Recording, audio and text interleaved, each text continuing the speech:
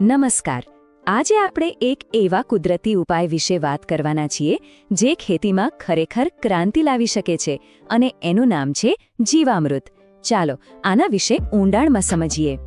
જો રાસાયણિક ખાતરોનો વધતો જતો ભાવ અને એનાથી જમીનને જે નુકસાન થાય છે, આ બધા પડકારોથી તો ખેડૂતો પરિચિત છે જ. પણ સવાલ એ છે કે શું આનો કોઈ સચોટ ઉકેલ છે ખરો?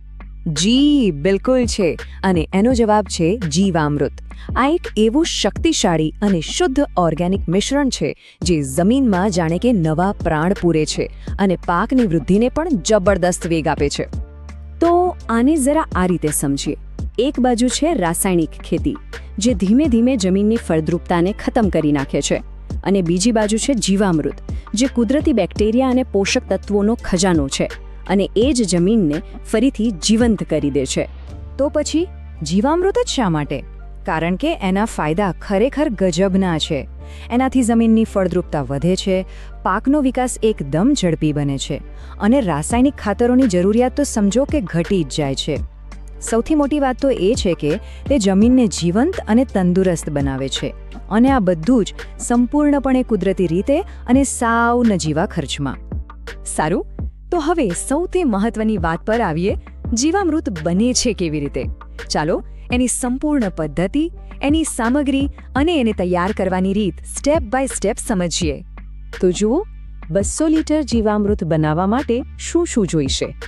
આપણને જોઈશે 10 કિલો તાજું દેશી ગાયનું છાણ, 10 લીટર ગૌમૂત્ર, 2 કિલો ગોળ, 2 કિલો ચણાનો લોટ એટલે કે બેસન, અને હા, પોતાના જ ખેતરની એક મુઠ્ઠી માટી.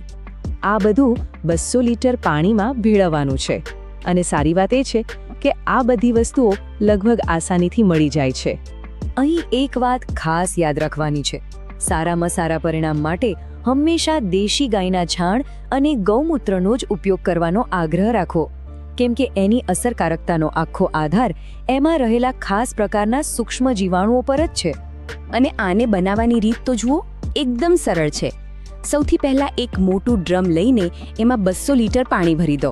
પછી એમાં ગાયનું છાણ અને ગૌમૂત્ર ઉમેરો.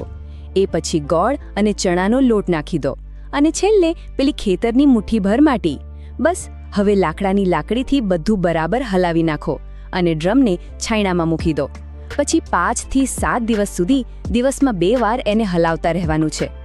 અને બસ લગભગ 7 દિવસમાં આ થણની પ્રક્રિયા પૂરી થઈ જશે અને આપણું શક્તિશાળી જીવામૃત વાપરવા માટે એકદમ તૈયાર છે ને? એકદમ સરળ. ઓકે, તો જીવામૃત તો બનીને તૈયાર છે, પણ હવે એને વાપરવું કઈ રીતે અને એનાથી ફાયદા શું શું થાય છે? ચાલો હવે એના પર નજર કરીએ. જુઓ, આને વાપરવાની મુખ્યત્વે 2 રીતો છે. પહેલી રીત છે જમીનમાં આપવાની, એટલે કે સિંચાઈના પાણી સાથે, પછી ભલે એ ડ્રીપ હોય કે ધોરિયો, એની સાથે સીધું મિક્સ કરી દો. આનાથી પોષણ સીધું મૂળ સુધી પહોંચશે. અને બીજી રીત છે પાક પર છંટકાવ કરવાની. એના માટે 1 લીટર જીવામૃતમાં 10 લીટર પાણી ભેળવીને પાંદડા પર સ્પ્રે કરી શકાય. અને હા, સારામાં સારા પરિણામ માટે એક નિયમ બનાવી લેવાનો. દર 15 દિવસે એકવાર જીવામૃતનો ઉપયોગ કરવો જ. આ નિયમિતતા જ છે જે જાદુ જેવું કામ કરે છે. હવે વાત કરીએ સૌથી મોટા ફાયદાની, અને એ છે આર્થિક ફાયદો. રાસાયણિક ખાતરો પાછળ જે મોટો ખર્ચ થતો હતો, એમાં જબરદસ્ત ઘટાડો જોવા મળે છે. કારણ કે આ તો લગભગ મફતમાં જ તૈયાર થાય છે. એટલે ખેડૂતો માટે આ એક બહુ મોટી આર્થિક બચત છે. તો ચાલો ફાયદાઓને ફરી એકવાર જોઈ લઈએ. જમીન એકદમ ફળદ્રુપ અને પોષક તત્વથી ભરપૂર બને છે. પાકનું ઉત્પાદન વધે છે.